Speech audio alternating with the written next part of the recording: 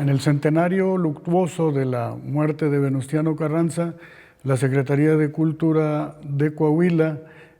ha dispuesto este espacio para compartir con los coahuilenses y con el resto de los mexicanos los recuerdos de Carranza.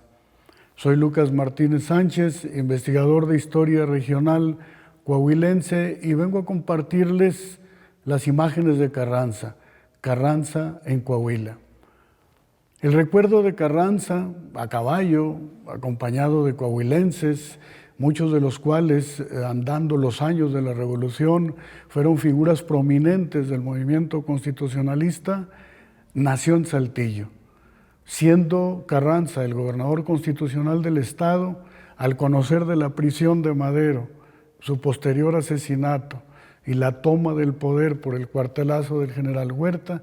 Carranza reúne a los diputados locales de 1913, de la 22 legislatura, y decide, proponiéndoles que se desconozca el gobierno de Huerta, lo que hace en el mes de febrero desde Palacio de Gobierno en Saltillo.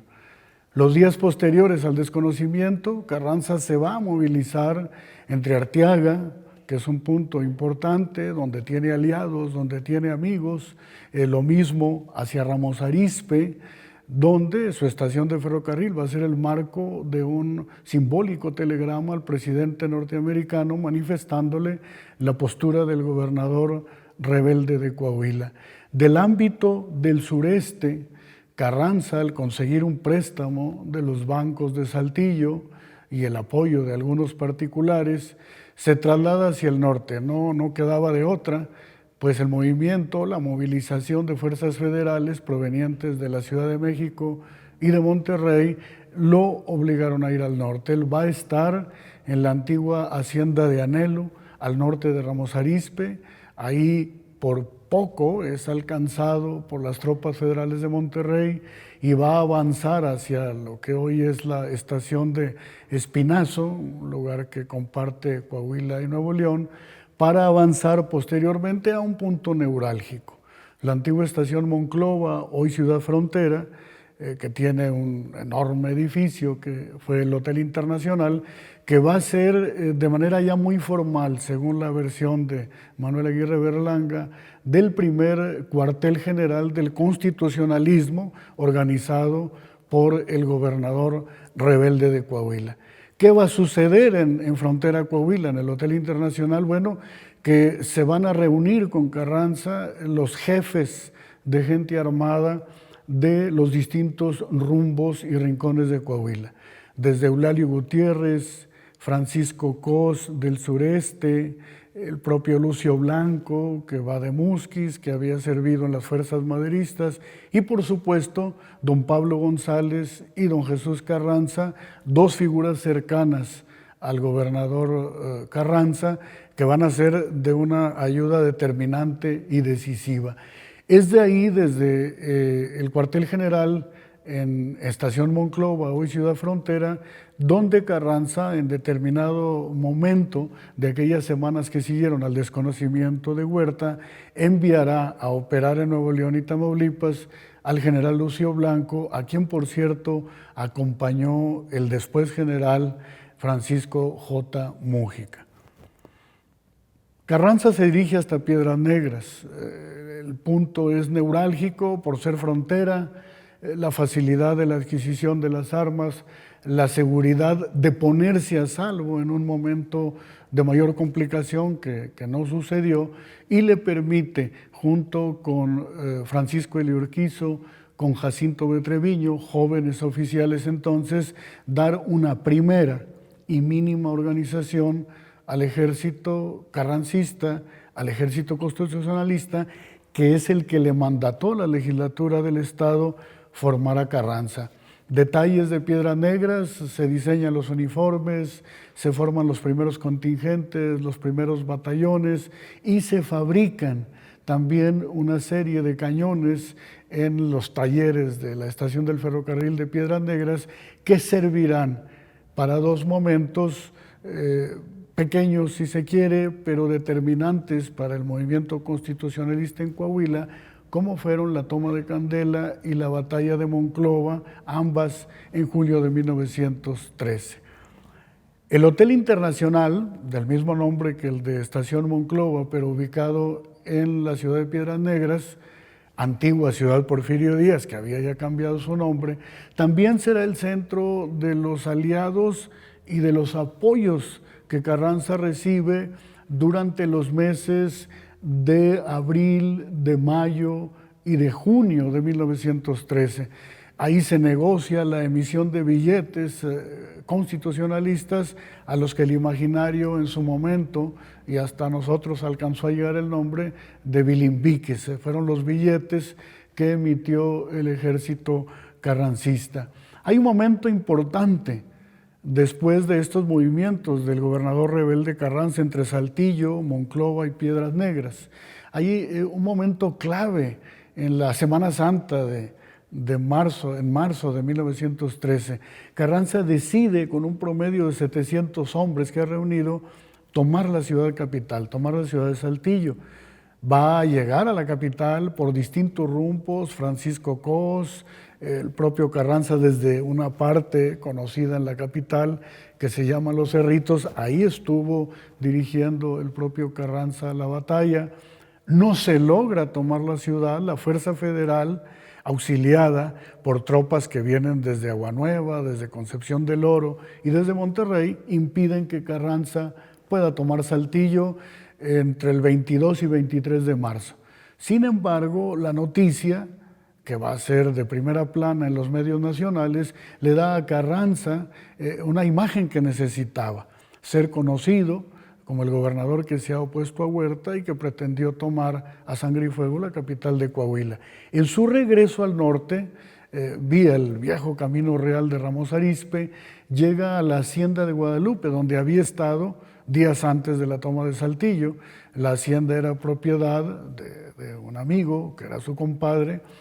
el inversionista don Marcelino Garza. Llega Carranza a la hacienda de Guadalupe y al siguiente día va a proponer a sus oficiales con mando de tropa, poco más de 60, un plan, al que le llaman el Plan de Guadalupe, por haberse discutido, analizado, aceptado y firmado en la hacienda del mismo nombre al norte de Ramos Arizpe. En ese lugar, o de ese lugar, conservamos en el Museo de la Revolución la mesa donde aquellos oficiales jóvenes, la mayoría, Mújica, Lucio Blanco, Venecio López Padilla, Urquizo, entre otros, firmaron y aceptaron el plan. Aceptaron el plan en una parte importante, reconociéndole a Venustiano Carranza su papel como primer jefe del ejército constitucionalista. Esto provocó un mayor conocimiento del papel del gobernador rebelde y surgieron los grupos en muy distintos lugares de Coahuila en apoyo a Venustiano Carranza. En esta imagen, este pequeño grupo es el que organizó, o parte del que organizó, el capitán Esteban Falcón Lozano en San Buenaventura, Coahuila. Para muestra un botón, de muchísimos lugares del estado surgieron los contingentes que formaron el ejército constitucionalista. Va a seguir siendo, o continuó siendo, la estación Monclova, hoy Ciudad Frontera,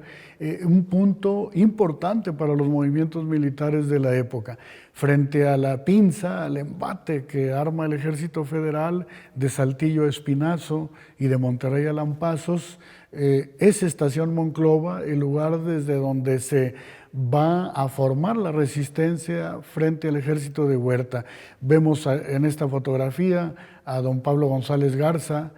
que así le llamaban sus correligionarios, don Pablo, que es un hombre de 30 años, un hombre joven, y don Jesús Carranza, hermano de don Venustiano, que son los hombres cercanos y de confianza del gobernador rebelde en las operaciones constitucionalistas de Coahuila en esos primeros meses de 1913.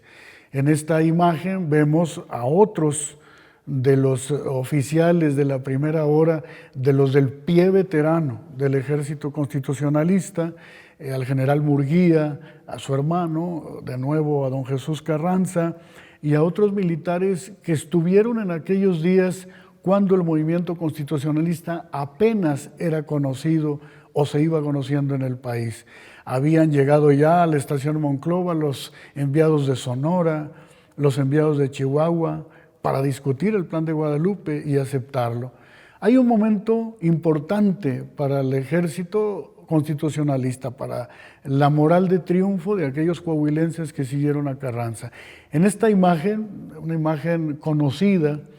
pero a veces poco identificada, es una fotografía que tomó Alberto Salinas Carranza, sobrino de don Venustiano, después general y uno de los pioneros de la aviación mexicana, cuando se dirige aquel contingente al mando de Carranza, que partió de Piedras Negras rumbo a la batalla de Candela. Es Candela haciendo una siesta, rumbo a lo que sería el primer triunfo de las armas constitucionalistas,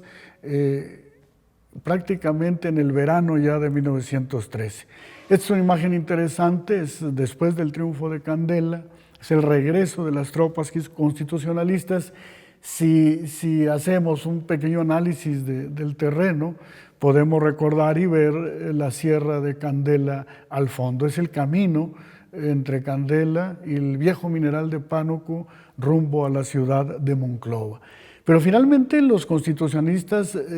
tenían que detener el avance del ejército federal, del general Joaquín Mas, que había avanzado, logrado avanzar de Saltillo hacia la estación Espinazo, y trabó combate con los carrancistas en Estación Gloria, ya al sur del municipio de Castaños, y casi ya para llegar a lo que era la población de Castaños, Coahuila, la antigua congregación.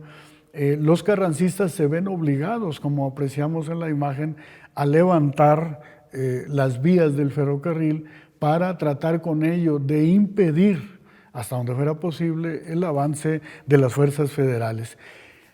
Carranza va a regresar triunfante de la batalla de Candela. El batallón de zapadores, una especie de infantería que había formado el general Urquizo, o el después general Urquizo, después de la batalla de Candela va a pasar a ser de caballería por el tamaño del botín que le he recogido al ejército federal en la villa de Candela. Armas, caballos, monturas, bastantes municiones. Pero aún no terminaban de celebrar el triunfo de la batalla de Candela cuando se le avisa a don Venustiano Carranza, que había presenciado la batalla de Candela, que los federales han avanzado más al norte de Castaños, están por Estación Fierro, por la curva de Juan Sánchez, y con sus cañones, que tienen disparos que abarcan hasta 4 kilómetros, están prácticamente por tomar la ciudad de Monclova. Carranza va a avanzar, son 100 kilómetros de Candela a Monclova, avanzan a marchas forzadas, y cuando van a atravesar el río de Monclova por la parte del este de la ciudad, lo que hoy es el sector del pueblo, prácticamente las ametralladoras federales estaban en la loma de Zapopan, y en su recorrido o tránsito hasta la estación del ferrocarril, hoy Ciudad Frontera, los cañones y las ametralladoras ya estaban en la loma de la Bartola. Este punto va a ser importante. Carranza comisiona a Pablo González y a don Jesús Carranza para que permanezcan en Coahuila empujando y dirigiendo las operaciones. Carranza se va hacia su tierra, se va hacia Cuatro Ciénegas. Vemos en esta imagen su casa de Cuatro Ciénegas, y de ahí va a partir a la laguna. Hay un fallido intento de tomar algún sector de la ciudad de Torreón, y es cuando él pasa a Durango y va a emprender aquella larga travesía por la Sierra de Durango hasta el Fuerte Sinaloa y finalmente hasta Hermosillo. Coahuila seguirá manteniendo la llama y la tarea del ejército constitucionalista. Seguirán surgiendo jefes, seguirán los jóvenes de los pueblos de Coahuila engrosando las filas del constitucionalismo, y en esta imagen nostálgica, en esta imagen de recuerdo proveniente de la ciudad de Monclova, Coahuila, de 1945, ante una de las primeras, que si no la primera estatua dedicada a Venustiano Carranza en el estado, están los jóvenes de 1913, los jóvenes de 1914, los coahuilenses que salieron de todos los rincones del estado para apoyar al gobernador rebelde, al gobernador Venustiano Carranza. Por eso señalamos a Coahuila como cuna de varios de los movimientos de la revolución, pero sin duda es la cuna del constitucionalismo, de aquella idea que planteó el gobernador Venustiano Carranza para recuperar la legalidad ante el cuartelazo de Victoriano Huerta. Agradezco a la Secretaría de Cultura del Estado de Coahuila este espacio